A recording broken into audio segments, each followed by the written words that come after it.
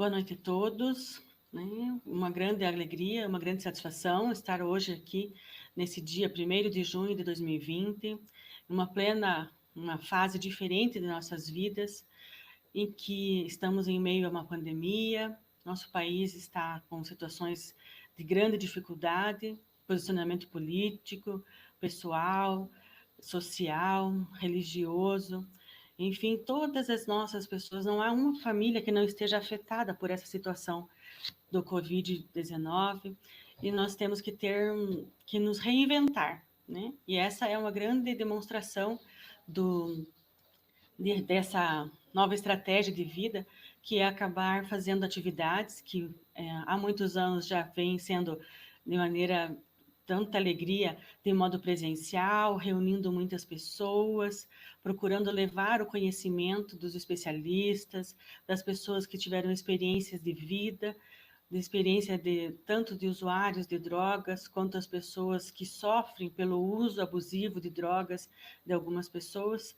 E com isso, esta temática leva muitas pessoas a um grande sofrimento.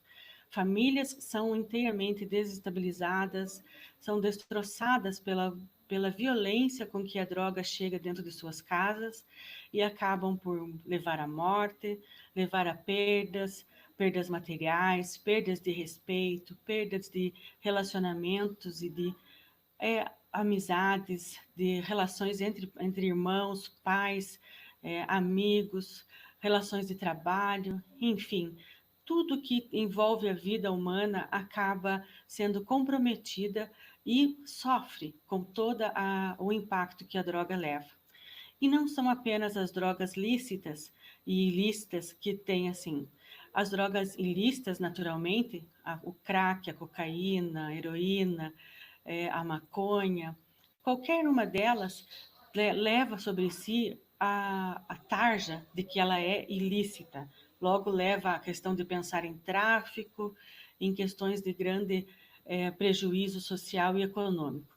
Entretanto, percebe-se todas as experiências, os estudos científicos, eles demonstram que existem drogas que abrem o caminho para chegar a essas drogas que são ilícitas.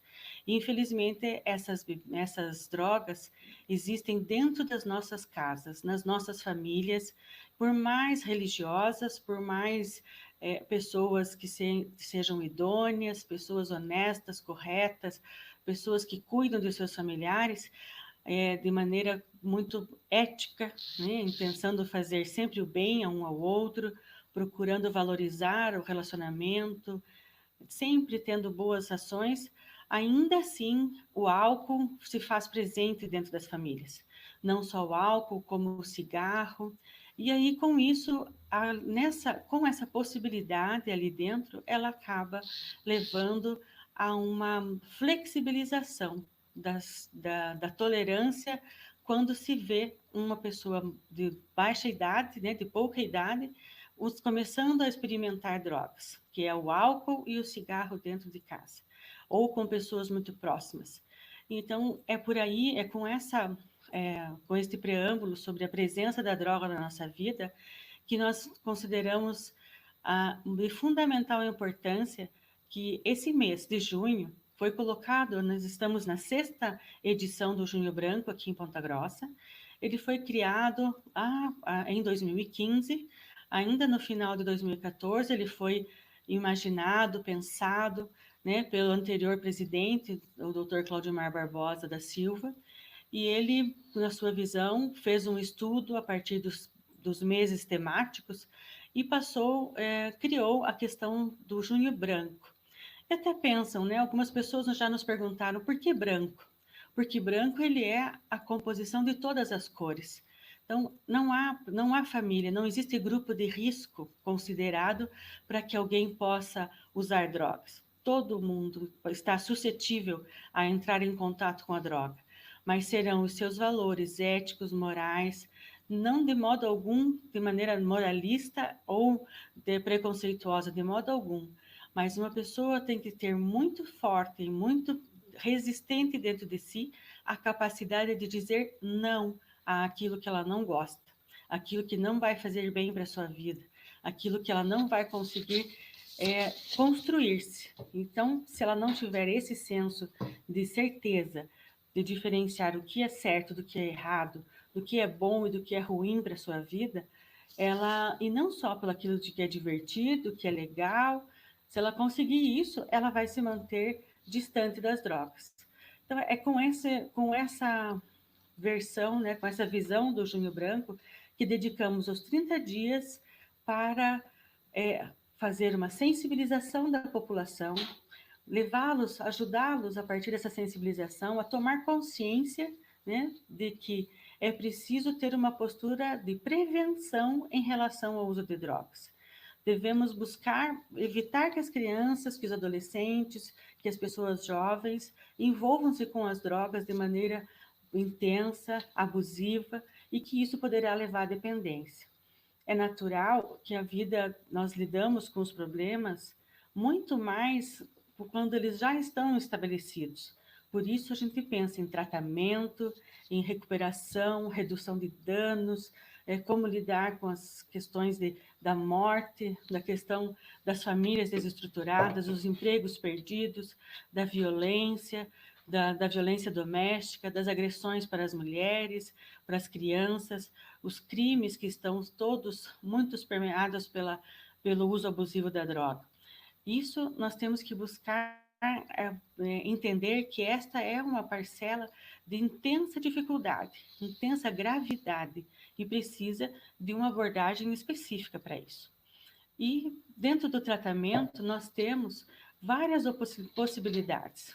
O nosso Junho Branco trará uma versão, né, uma visão de toda a rede de Ponta Grossa. Nosso objetivo é apresentar e demonstrar, trazendo para as pessoas e permitindo o acesso para que mantenham essas informações e possam consultar a página do Comad e saber do que se trata cada tipo de trabalho que é oferecido para a dependência química, seja a partir da prevenção, em que se começa desde o nascimento, a questão da orientação, da abordagem com as famílias, na questão de criar iniciativas saudáveis para evitar que a pessoa tenha, só se sinta ligada a alguém por um estímulo de drogas.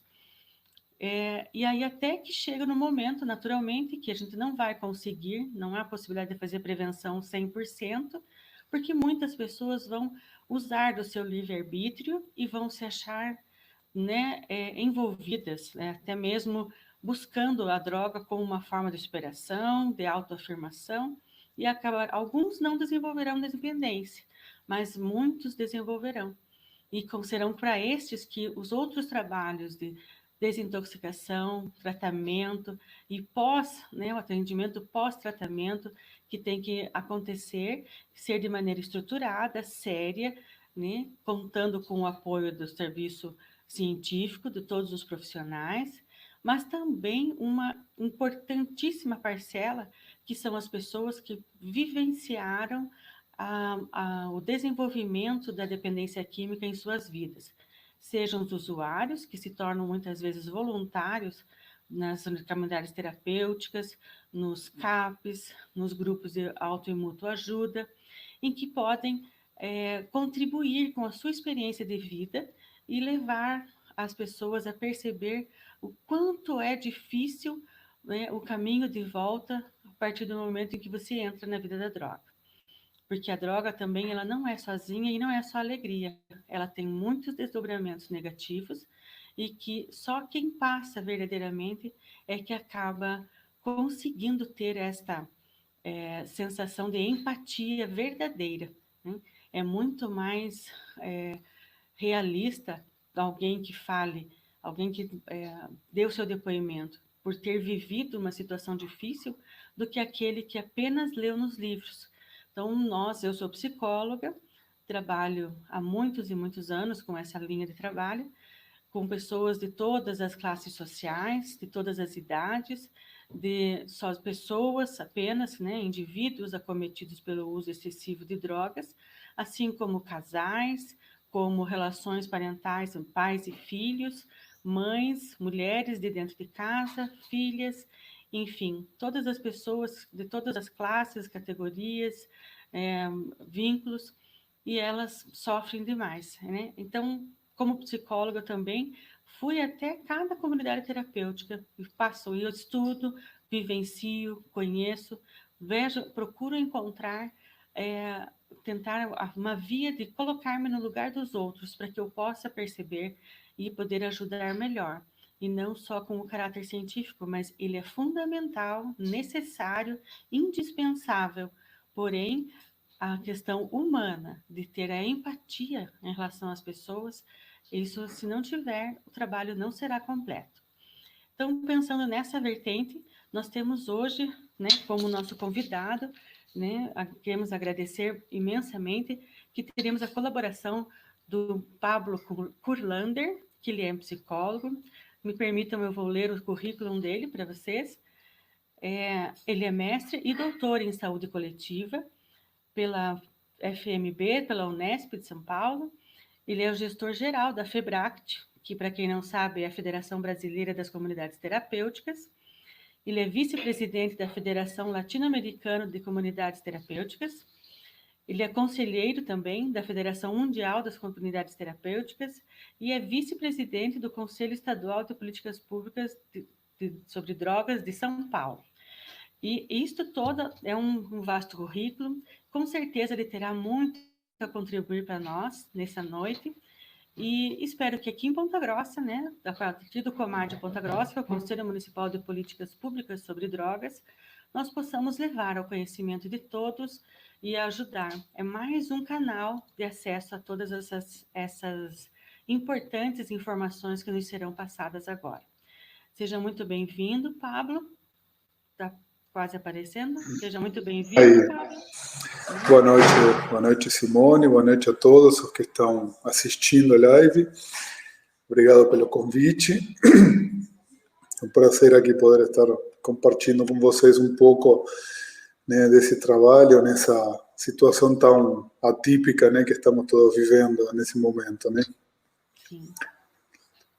E, bom, então, como você já estava dizendo, né, sem dúvida tem sido, né, um grande desafio para tudo que envolve, né, a saúde mental no mundo, né? A gente tem tido relatos permanentes, né, não só no que diz respeito à dependência química, mas a todas as áreas da saúde mental, com todos os tipos de transtornos, né, como, né, essa situação tem ampliado, aumentado a incidência de casos, a gravidade, ao mesmo tempo que se diminui, né, tão significativamente a oferta de dispositivos e de formas de tratamento, né? Então, sem dúvida, estamos num momento muito desafiador para todos, né? E as comunidades terapêuticas que sempre trabalharam, né, no limite do possível e o impossível, né, sem recursos, sem, né, muitas condições, né, sem dúvida agora estão tendo que usar toda a sua criatividade, toda a sua força para conseguir sobreviver a esse momento, né? Sem dúvida. É uma coisa que nós temos visto aqui em Ponta Grossa, a dificuldade dos coordenadores das comunidades terapêuticas, porque os acolhidos permanecem, né? Mas as doações, as pessoas que iam até lá e levavam essas contribuições, acabaram ficando represadas. E a iniciativa, a criatividade teve que aparecer rapidamente, né? Para poder continuar dando conta. Principalmente, temos dois, né, no cenário nacional e mundialmente não é diferente, né? Você na apresentação já citou, né, que participo diretamente da Federação Latino-Americana e da Federação Mundial, então, né, a gente sabe, tem os relatos e nas reuniões com as pessoas da América Latina e de outras federações do mundo todo, né, o quanto que a situação é a mesma, né, mesmo com recursos diferenciados, né, mas no que diz respeito às comunidades, nós temos duas realidades diferentes. Uma é daquelas que tinham um financiamento, né, porque tem, né, é que aí no Paraná ainda não tem um volume muito grande de comunidades com financiamento público, nem estadual não existe ainda, e o federal ainda tem um número baixo de comunidades com esse recurso, mas as que tinham, né, as que têm recurso federal via Senapred, tiveram um impacto muito importante, porque tiveram que parar de fazer acolhimentos, não? Então, a Senapred especificamente, ela faz o pagamento pela ocupação. Então, a partir do momento que se interrompem os acolhimentos, né, automaticamente começa a diminuir a quantidade de pessoas, aí diminui o repasse e, né, para todo mundo que trabalha em comunidade terapêutica sabe que o número de acolhidos não afeta tão diretamente o gasto que a comunidade tem, né? Então, a comunidade tem um repasse menor, mas continua gastando a mesma coisa, né? As que tinham, aí tem as diversas formas de financiamentos estaduais, né? Talvez a única que se destaca como uma grande diferença nesse cenário é o programa Recomeço do Estado de São Paulo, que a FEBRACT é a co-gestora, né? Então a FEBRACT faz a gestão compartilhada, a gestão via edital público, né, desse programa de financiamento, e o programa de financiamento de São Paulo conseguiu manter o pagamento integral para as comunidades, independente da interrupção né, dos acolhimentos, né. Agora, nesse momento, está se discutindo com a saúde do Estado, com a vigilância epidemiológica e com outros órgãos relacionados, principalmente, obviamente, a Coordenadoria Estadual de Políticas de Drogas, que é a que coordena, né, a que dirige esse programa, como pode-se pensar, né, em voltar a fazer essa retomada de acolhimentos de forma segura, né, e temos, enfim, como terceiro caso, né, eu falei as que têm financiamento federal, as que têm estaduais, tem as que têm as duas, e tem, como as que você disse, as que não têm nenhum financiamento, que aí dependiam ou dos pagamentos que os familiares, né, enfim, que encaminha fazia, ou das doações que também, né, acabam se vendo muito afetadas nesse período, né. Além disso, né, além da questão né, da dificuldade financeira, temos também, né, a questão da dificuldade operacional, porque aí, obviamente, né, os profissionais não podem estar se deslocando, não podem manter as atividades, as famílias não podem estar visitando, né, então acaba tendo, né, uma dificuldade grave em todos os sentidos, né. Sim, está sem som, Simone. Procurei evitar a interferência, esqueci. Um aspecto importante que a gente que tem observado é o fato também, diante dessas condições de dificuldade financeira, né, econômica, de manutenção da instituição, ainda há esse impacto violento que está na questão do isolamento. Porque quando uma pessoa está isolada, né, existem muitas críticas, né, a respeito das comunidades terapêuticas, para que vai afastar a pessoa do convívio social, vai restringir o contato com as famílias, quer dizer, ele vai ficar num espaço supostamente protegido da droga, porém, como que fica a vida dele?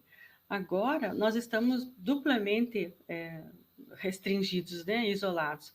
Primeiro porque as visitas familiares também não são permitidas nesse fluxo comum, nem todas as pessoas têm contato via telefone, através de chamadas de vídeo, né? É muito mais comum ter hoje em dia, mas ainda tem pessoas que não conseguem, mas a estratégia aqui que conseguiram nas comunidades é aproximar, aumentar o número de ligações telefônicas entre as pessoas acolhidas e os seus familiares para diminuir um pouco do estresse.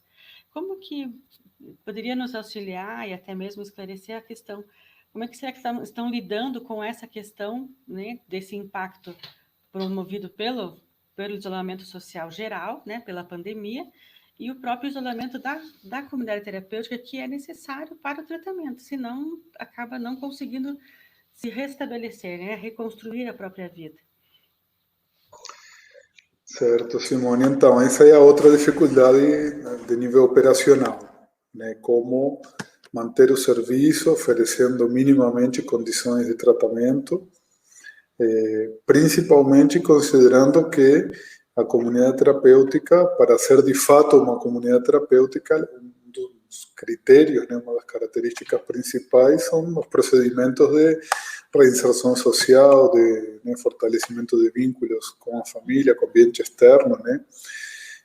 Assim que foi, né, decretada pela Organização Mundial da Saúde a pandemia, no dia 11 de março, nós iniciamos a elaboração de um manual que está disponível no nosso site, tá? No site da FEBRACT, na área de conteúdos, o Covid é aberto, né? Aí temos uma série de todas as regulamentações, né, federais até o momento, e esse manual nosso sobre como as comunidades poderiam se comportar, como deveriam proceder, considerando, né, as orientações da Organização Mundial da Saúde, do Ministério da Saúde.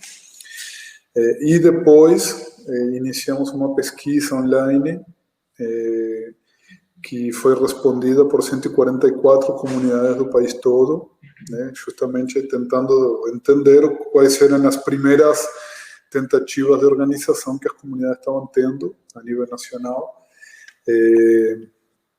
Aí nós tivemos que uma das questões também que mais estava modificando era essa, justamente, como fazer esse contato com o meio externo, né? As comunidades que já tinham, né, algumas que já vinham, né, incorporando estratégias de contato externo mais, né, sistematizado, já vinham, né, se utilizando a tecnologia como recurso, né, cotidiano, tiveram mais facilidade de implementar ações como essa, videochamadas, ligações, né? E para algumas comunidades, ou para muitas, isso foi um grande desafio, porque ainda tem, né, muitas comunidades que as ligações, o contato fora dia de visita ainda era muito restrito, né? Que aí tem a ver com a questão de como as comunidades têm funcionado metodologicamente. Mas sim, a grande maioria respondeu que começou a incorporar, né, esses recursos de ligações, de videochamadas, né? Porém, essa pesquisa já tem, agora já tem uns 2 meses, né? Então, com certeza, quando se iniciou a pandemia, eram medidas emergenciais, mas depois de 3 meses, praticamente, né, tem algumas medidas que não dá para continuar mantendo da mesma maneira, porque a situação já começa a se estender além, né? Ou seja, vamos pensar que 3 meses pode ser, né, 50% do processo terapêutico de uma pessoa numa comunidade, considerando que, em média, as comunidades têm programas de 6 meses, pouco mais, pouco menos, né?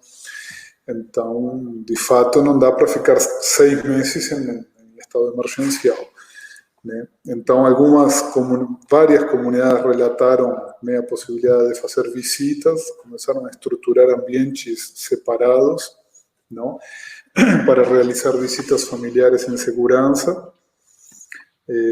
Começaram a organizar visitas agendadas, né? Na comunidade terapêutica tem, como dentro da cultura, né, o dia de visita, onde todas as famílias vão no mesmo dia e visitam todo mundo junto, né? Então, começaram a modificar isso para visitas curtas, com poucas pessoas, 2 ou 3 pessoas da família, num horário agendado, num espaço específico, em que a família não vai ter um contato físico com o acolhido, também não vai ter um contato com todo o espaço da comunidade terapêutica, né? Se apenas com aquele espaço específico para visita, né? Isso operacionalmente, né? É claro que talvez, como você disse agora, né, todo quanto isso afeta, né, emocionalmente, psicologicamente, tanto as famílias, quanto os acolhidos, quanto a equipe, né, isso é algo que ainda está muito difícil de mensurar, né, qual vai ser esse impacto, o quanto que as comunidades conseguem de fato oferecer, né, tanto as comunidades como qualquer outro equipamento de atenção, né, consegue oferecer minimamente um projeto terapêutico estruturado numa situação como essa, né? Tendo que lidar com essa falta de recursos, falta de equipe, falta dos protocolos básicos, né? Algo também importante que temos vivido aqui em Ponta Grossa, e vamos contar com a sua experiência também, e das discussões, porque temos acompanhado muitas, né, agora esse mês mais ainda, mas as discussões pelo meio virtual têm sido muito intensas.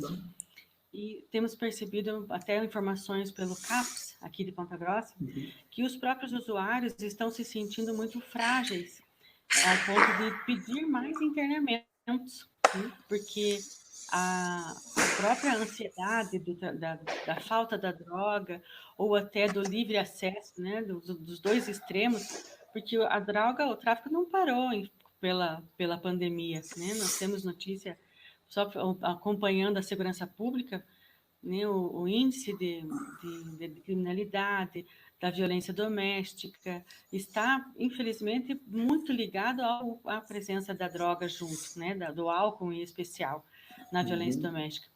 E aí muitas pessoas têm procurado o CAPS pedindo internamento, porque não está vencendo, aguentando essa tensão desse período, né? E assim como a população de rua, que também tem outro trabalho realizado aqui em Ponta Grossa, e as pessoas que não tinham, até os serviços, os trabalhos sociais, tiveram que se recolher. E com isso essa população ficou solta, né, no mundo aí, mais ainda do que já estava. E, então, essa questão operacional de buscar o internamento leva a uma reflexão sobre a efetividade das comunidades terapêuticas, né? Muda uma postura social, até uma questão, a postura social, o aspecto cultural, né? De aceitar que realmente o tratamento ambulatorial não está podendo acontecer, precisa de uma ação mais incisiva para poder, pelo menos, salvaguardar a vida das pessoas, né? Como que percebem isso também, né? Tem algum relato, algum depoimento nesse aspecto?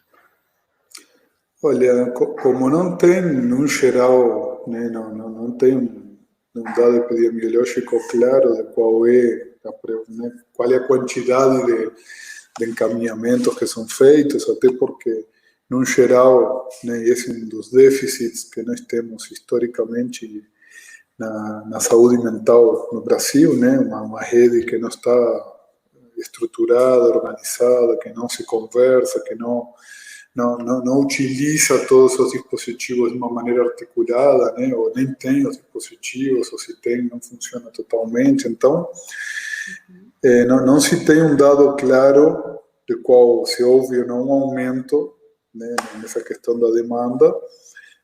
Talvez tenha relatos, como que você disse, né, de quem está lá na linha de frente, de que percebe um aumento, né, muito mais empírico do que de outro. Mas deve ser real, porque quem está na linha de frente sabe qual é a sua rotina, quando que aumenta ou não. No caso de São Paulo, que é onde temos um dado mais concreto, porque temos todo o programa funcionando dentro de um sistema online que a gente gerencia, ou seja, temos todos os dados do processo. Também não dá para dizer que houve um aumento tão significativo, porque os acolhimentos foram interrompidos, né? Então, obviamente, acaba ficando uma demanda reprimida muito grande, mas em função de não ter acolhimento, justamente, né? Não de ter aumentado, a gente não tem como mensurar claramente. Sem dúvida, né, um dos maiores desafios é a população, né, de rua, quem está fazendo uso na rua, e as cenas de uso, né? Como a Cracolândia, né, que tem vários estados, né? No estado de São Paulo especificamente, o programa Recomeço tem um encaminhamento muito grande da população da Cracolândia, ou tinha, né, até o início da pandemia, então também é uma demanda reprimida muito importante, né? Depois houve, né, uma ideia também da população de rua ser acolhida nas comunidades terapêuticas, mas aí, como você disse, né, muitas vezes acaba sendo mais por uma questão da demanda, de não haver um dispositivo mais apropriado, né? Tá? Uhum. O que acaba sendo muito complicado porque o que acontece, né? Historicamente, as comunidades terapêuticas elas têm uma essência, né, e uma história muito enraizada no voluntariado, nos grupos religiosos, nas pessoas que querem ajudar os outros, né? Uhum. E então essas pessoas que fundaram uma instituição para tentar ajudar as pessoas mais necessitadas, que estão lidando diariamente com pessoas carentes, têm uma dificuldade muito grande de falar não. Então, muitos dirigentes da comunidade terapêutica não sabem ou não conseguem negar um acolhimento. Uma pessoa que não está em condições de dizer, olha, não tem perfil, né? Aí que fica uma mistura muito grande do que é a comunidade terapêutica, né? Qual é o público-alvo, que tipo de serviço oferece, né? Se é uma espécie de albergue que atende pessoas que não têm para onde ir, ou é um local que oferece um tratamento e tem um perfil específico, como todo local de tratamento tem seu público-alvo, né? Então isso acaba, nesse momento, se misturando muito mais ainda. Claro. Né? Um exemplo que eu recebi, aqui em Ponta Grossa, as comunidades terapêuticas mantiveram os acolhimentos, receberam em pouca quantidade, só os casos assim extremos de necessidade, respeitando a quarentena, né, para que pudessem evitar o contágio com outras pessoas. Não tivemos nenhum caso de contágio pelo Covid nas comunidades terapêuticas aqui em Ponta Grossa, e isso foi muito importante. Mas um exemplo de São Paulo também, que pessoalmente eu conheço, a Fazenda da Esperança, lá em Guaratinguetá, e como lá é uma fazenda grande, acolhe muitas pessoas, e diante da população de rua foi acolhido uma casa, uma das casas ficou especificamente para acolhimento da população de rua. Não por ser necessariamente envolvido com as drogas, mas para tentar acolher uma necessidade social do momento que não, né, a demanda está com necessidade, alguma coisa tem que surgir. Mas essa discussão até eu gostaria de... Essas são as estratégias que você vai conseguindo atender, seja pelo aspecto religioso ou até pela humanidade, né, uma ajuda humanitária, né, como essas pessoas vão permanecer. Mas algo também que é importante, que eu gostaria de aproveitar a sua experiência e a sua representatividade como coordenador de vários espaços importantes de comunidades terapêuticas, que é a vinculação das comunidades pelos convênios voltados para a ação assistencial, né, da assistência social, do SUAS, e a vinculação da comunidade terapêutica pelo SUS, né, pela política de saúde. Essas são duas questões de convênio e de captação de recursos que é muito delicada e difícil de levar. Né? É um exemplo muito prático, assim, você vai tentar cadastro de uma instituição e ela, na assistência, ela vai dizer, olha, vocês lidam com a saúde, então não é caso da assistência. Vai para a saúde, vocês são casos de assistência e não são da saúde. E aí a comunidade terapêutica fica mais uma vez desassistida. Nós temos aqui um exemplo de uma comunidade que tem possibilidade de acolher mais pessoas, porém o poder público faz, vamos dizer, né, esse entrave para os dois lados. Como que possivelmente existam casos como este? Como que lidam com essa situação?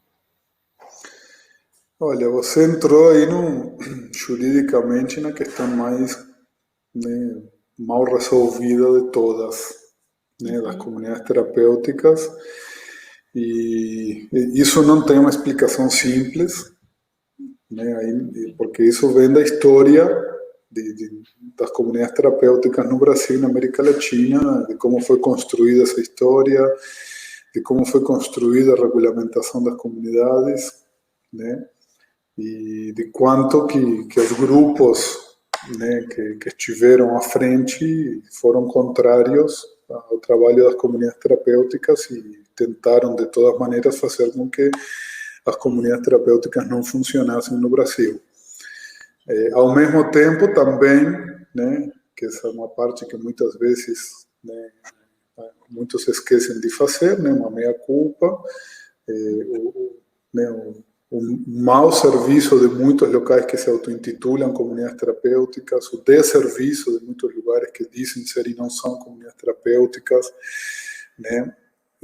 Uma série de violações de direitos humanos, de violências, de proselitismo religioso, de exploração da mão de obra das pessoas, de isolamento, de institucionalização, ou seja, de tudo que a reforma psiquiátrica combateu e combate, que acontece em locais que se auto-intitulam, mas não são comunidades terapêuticas, também, né, fomentou toda essa resistência dos grupos, né, que estiveram até há pouco tempo à frente do SUS e do SUAS.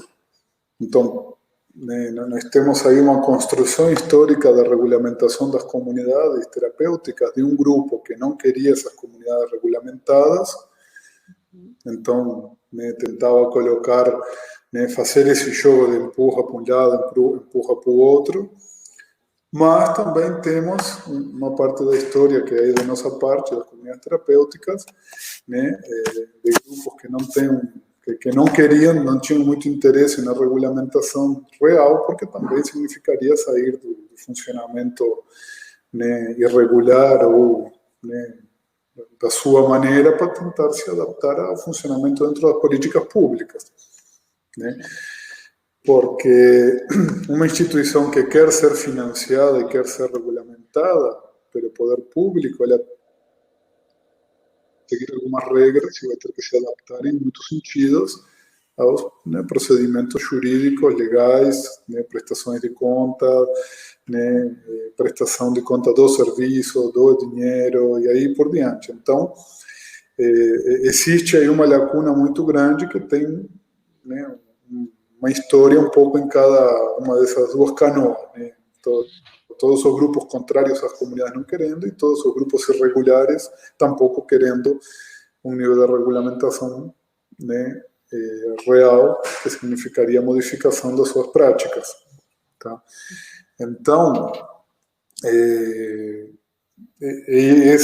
essa discussão que nunca termina é resultado dessa história, né, que tem décadas no Brasil, né? Como acontece em outros países, quando a gente vai ver, na América Latina, no geral, é muito parecido, tá? Até porque o grupo de reforma psiquiátrica, né, a luta antimanicomial na América Latina é bastante semelhante, né, os grupos são os mesmos, né, e os procedimentos também foram os mesmos. Quando vai para a Europa, Estados Unidos, Ásia, né, Austrália, que tem grupos importantes de comunidades terapêuticas, as comunidades terapêuticas estão muito claramente inseridas em todos os meios, em todas as redes de saúde e de proteção social.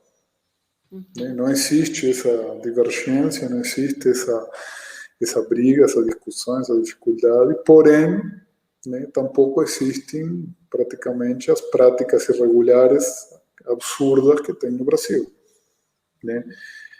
Dentre elas, por exemplo, uma das coisas que praticamente só tem no Brasil e talvez 4 ou 5 lugares mais do mundo, mas nunca, não da maneira nem na quantidade que tem no Brasil, são as internações involuntárias clandestinas, que é uma das coisas que esses grupos mais combatem corretamente, porque o que é feito no Brasil não tem sentido, é absolutamente ilegal e antiético, e, enfim.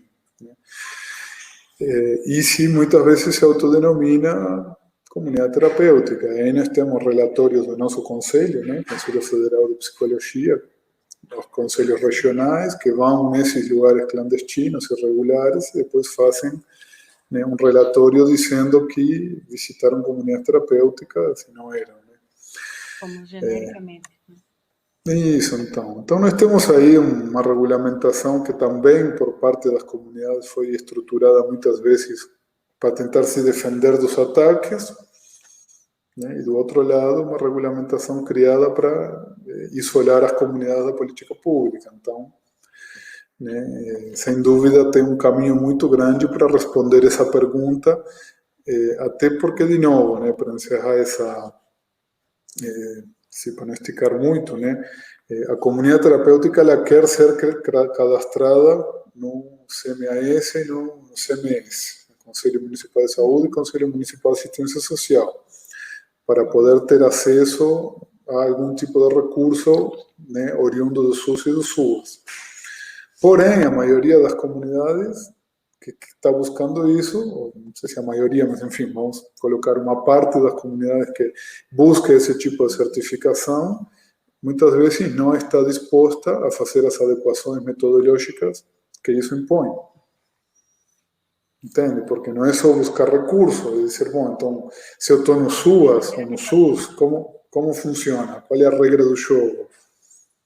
Então, eu posso pegar dinheiro público e fazer o que eu quiser lá dentro, ou a partir do momento que eu tiver financiamento público, eu preciso começar a seguir critérios mínimos de funcionamento, de gestão, de prestação de conta, que aí entra o que muitas vezes não se evita depois, né?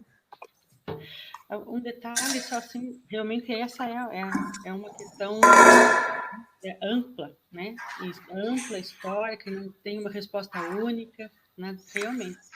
Mas, assim, enquanto Federação das Comunidades Terapêuticas, porventura há um caminho de tentar encontrar essa via, de fazer uma regulamentação que contemple as exigências da política do SUAS e da política do SUS.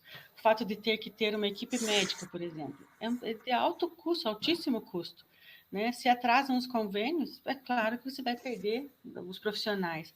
Então, todas essas dificuldades que são comuns, mas, assim, precisamos abrir um espaço de estudo para chegar numa saída jurídica viável para todos, que não precise ter realmente toda a estrutura médica dentro de uma comunidade terapêutica, assim como é uma clínica, dessas clínicas de alto custo, particulares, enfim, e também possa ter uma condição de reestruturação de rotina de vida, né? De reprogramação da sua rotina de vida.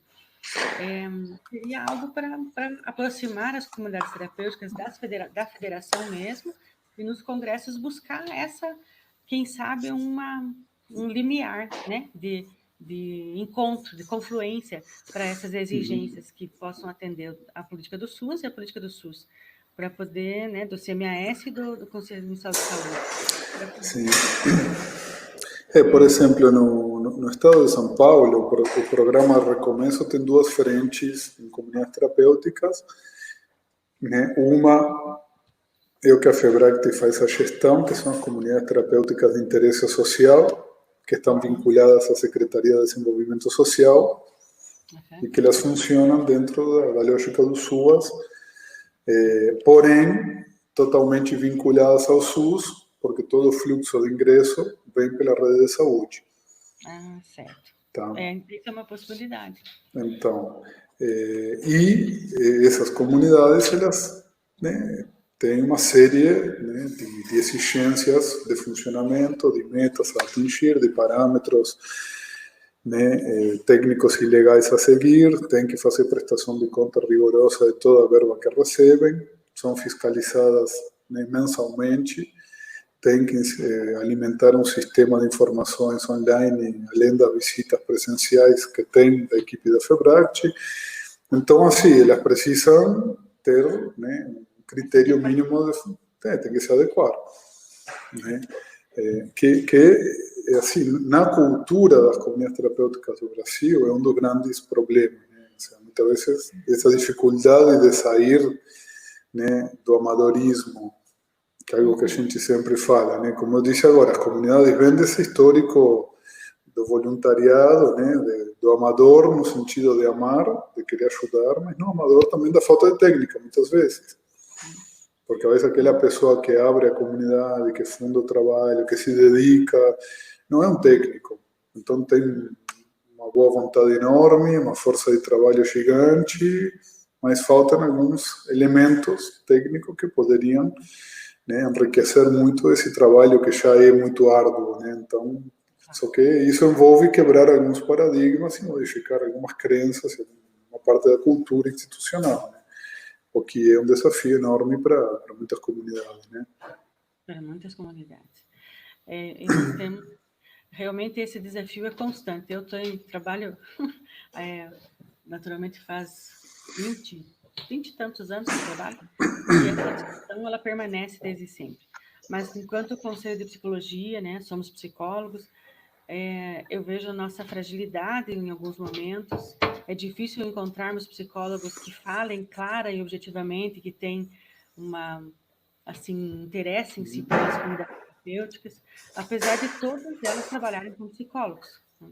Mas também a dificuldade dos psicólogos que misturam as questões religiosas e acabam se deixando levar, né? Tudo depende de qual foi o ponto de vinculação inicial, né?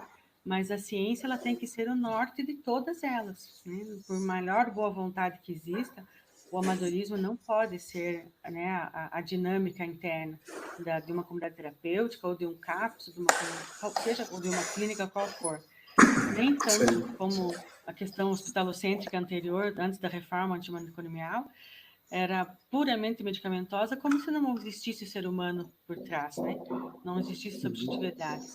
Sim, o que a gente fala disso, Simone, é que muitas vezes, né, por trás do discurso de fazer por amor, se justifica a falta de técnica em cima dessa ideia de que eu estou fazendo por amor, eu estou sendo voluntário, então não pode me cobrar uma técnica porque está sendo feito no amor.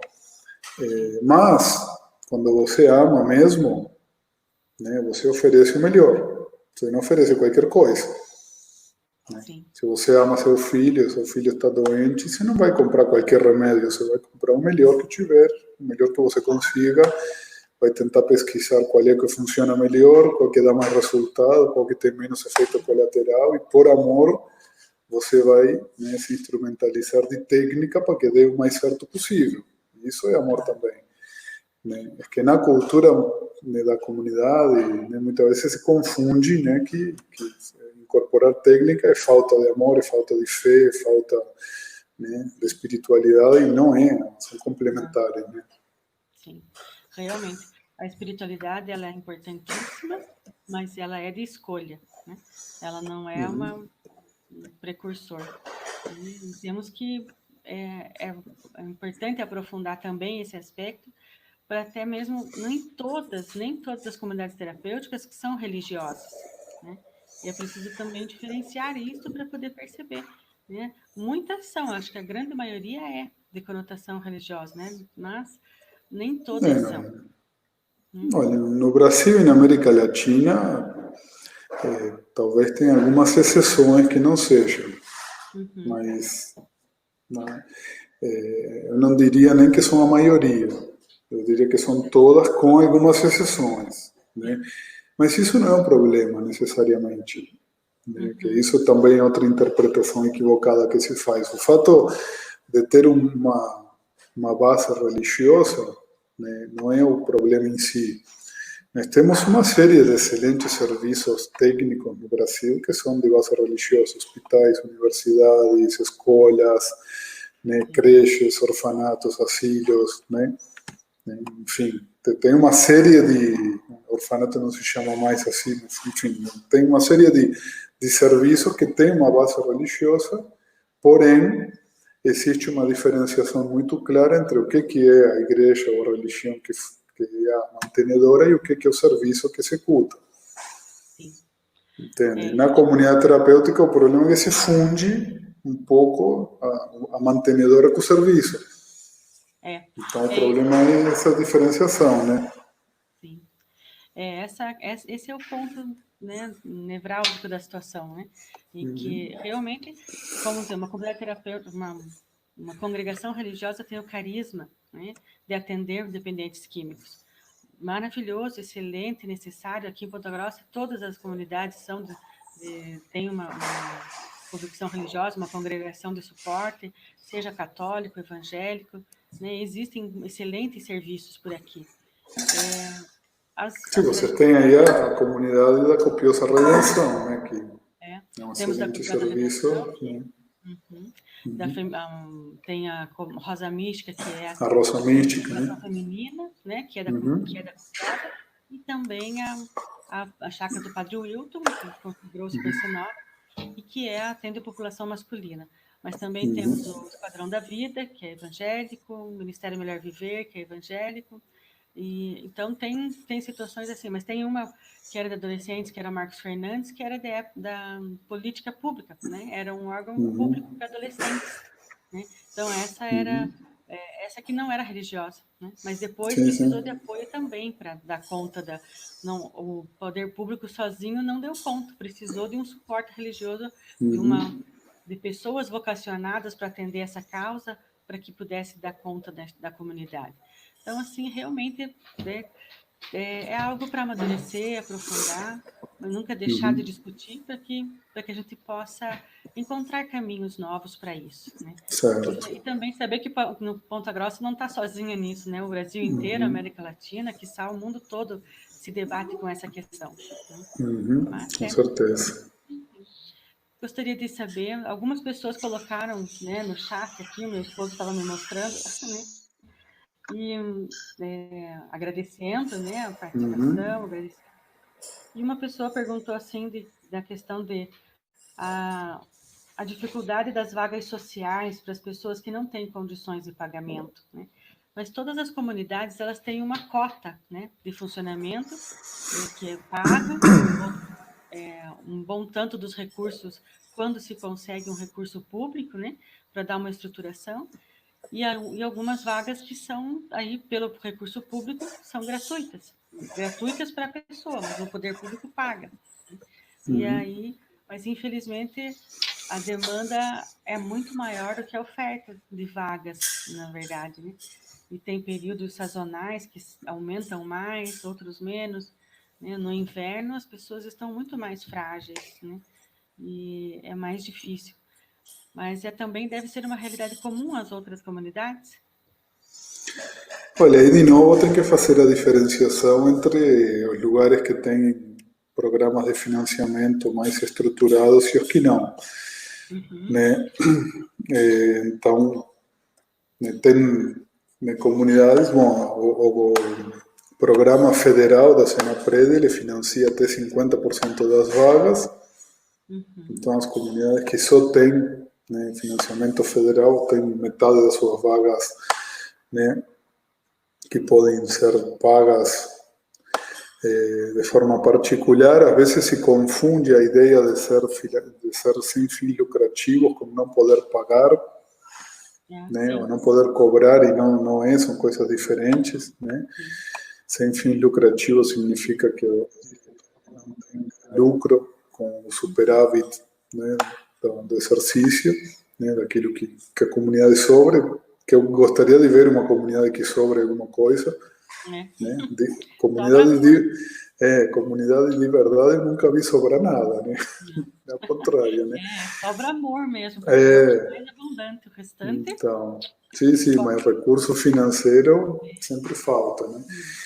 E é claro, né, que cada vez mais, como em todas as outras áreas, né, a população tem cada vez menos condições, né, pela falta de emprego, pelas condições de vida, né, cada vez tem menos condições de pagar tratamentos particulares. Também temos um outro problema, né, que com esse mercado negro de internações clandestinas involuntárias, né, as pessoas, as famílias que podem pagar acabam migrando para esse tipo de atenção, de atendimento, que é um risco maior às vezes do que a própria droga, né? Porque, enfim, né, conseguir achar um local que faça isso de maneira adequada é muito difícil, né?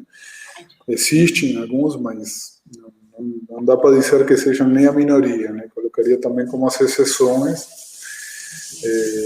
Então, mais para a família, às vezes, é muito mais rápido, né, pagar para que levem a pessoa embora agora do que fazer todo o processo, né, de motivação para o programa, do risco de abandono. Então, tanto é que a gente também viu muitas comunidades, né, que estavam com muita dificuldade financeira, começar a pensar na possibilidade, algumas até migrando para esse tipo de trabalho, que basicamente é ilegal, né? Isso acho que é muito importante deixar claro, porque a internação involuntária e a internação compulsória, elas estão previstas em lei, mas uma das coisas que geralmente esquecem de dizer é que estão previstas em lei em equipamentos hospitalares.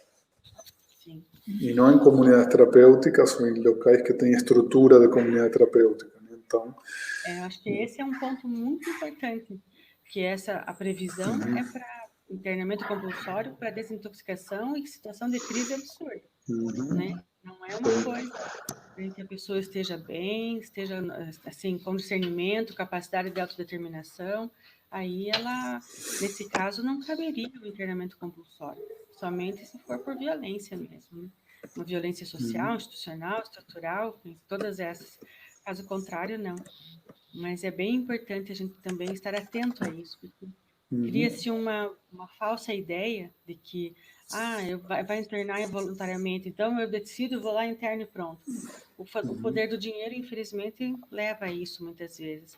Mas é aí que aparecem aí as maiores atrocidades, né? Na forma de tratamento, na forma de reclusão, enfim. Aí abre-se um não é leque, tratamento isso, né?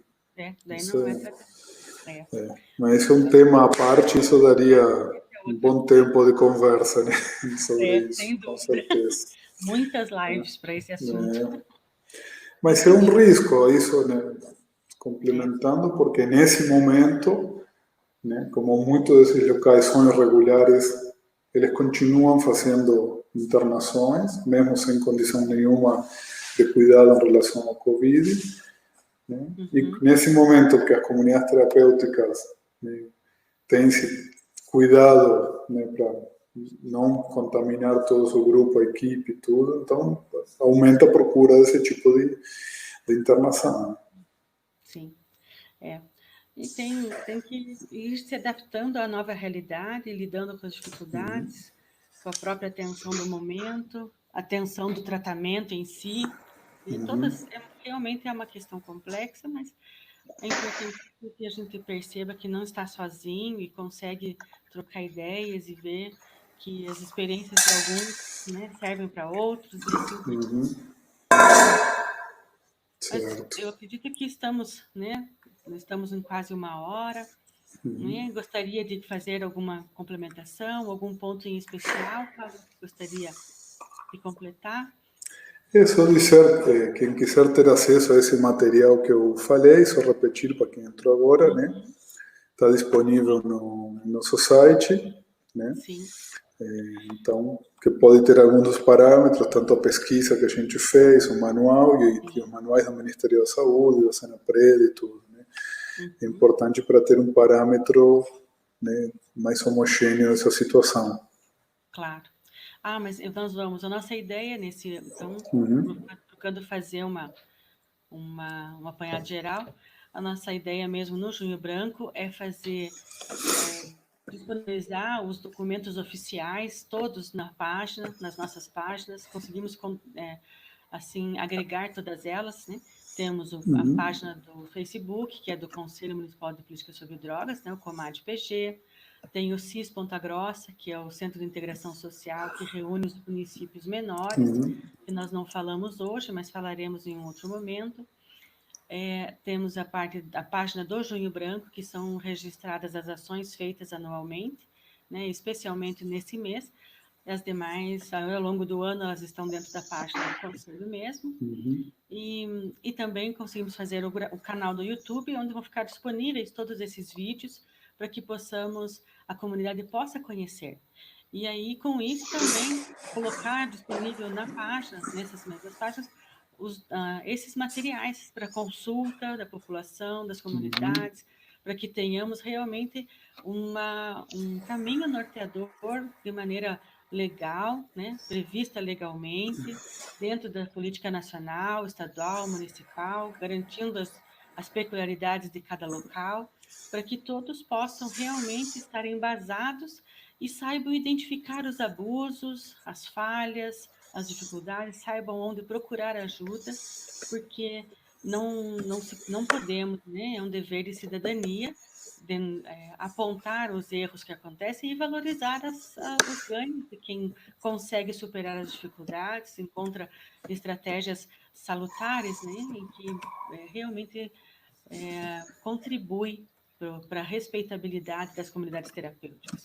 Eu falo muitas vezes que só quem não teve a oportunidade de conhecer uma comunidade terapêutica bem estruturada é que acaba falando muito mal das comunidades, né? Quando você vai, conhece, acompanha e é um lugar bom, né? Um lugar bom não precisa ser luxuoso, mas que seja adequado, correspondente com as normas preconizadas pela saúde, pela assistência, né? Pelos conselhos profissionais do serviço social, psicologia e todos.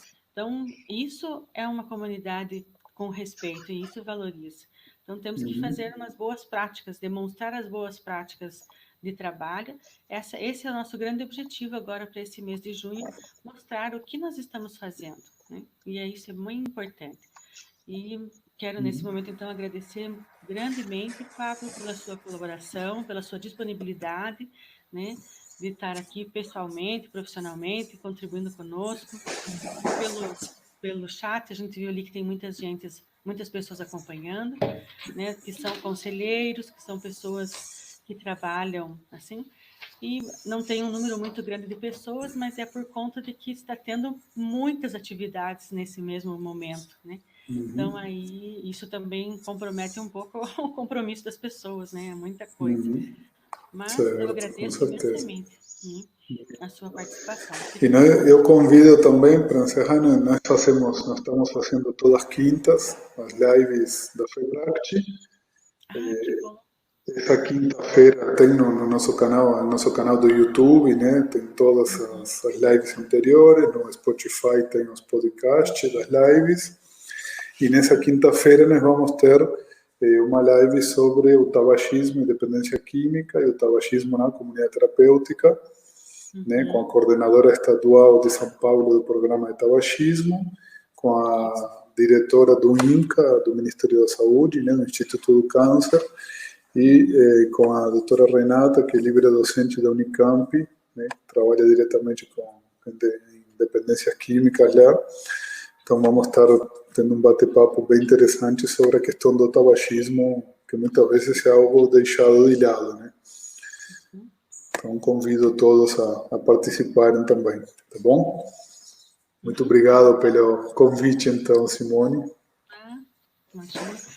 Eu agradeço também quem nos aproximou de vocês, é a Alexandra Stravati, que é uma assistente social, né, e junto com a outra equipe do Conselho. O Conselho de Ponta Grossa é um conselho muito atuante nesse aspecto. Nós temos uma novidade boa agora, que estamos conseguindo formar, está na fase final do Fundo Municipal sobre Drogas, que foi uma caminhada longa. Falta um pouquinho só agora para ser publicado como...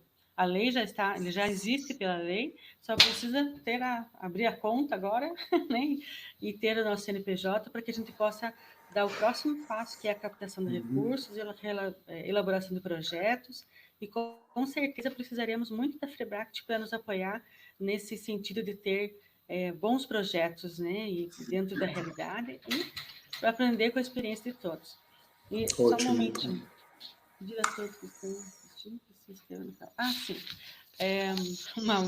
Um lembrete aqui. Aproveitar só nesse momento que todos que estão nos assistindo, se ainda não se inscreveram no canal do YouTube, não se vincularam às páginas, que possam fazer, porque isso tudo vai nos auxiliar e vai chegando cada vez mais às pessoas que necessitam. Então, fica o meu agradecimento pessoal e profissional. Também colocamos o nosso conselho à disposição, se puder, as comunidades terapêuticas com certeza também têm muito a contribuir, e a gente vai divulgando e avisando, né, das nossas realizações também, e vamos prestigiá-los na quinta-feira, né, participando da live também que vai ter. Muito obrigada mais uma vez, Pablo, né? Boa sorte no seu Obrigado. trabalho, e agradeço também. Muito obrigado. Obrigada. Boa noite a todos. Tchau, Boa tchau. noite também a todos. Tchau, tchau. Tchau, tchau. Boa noite.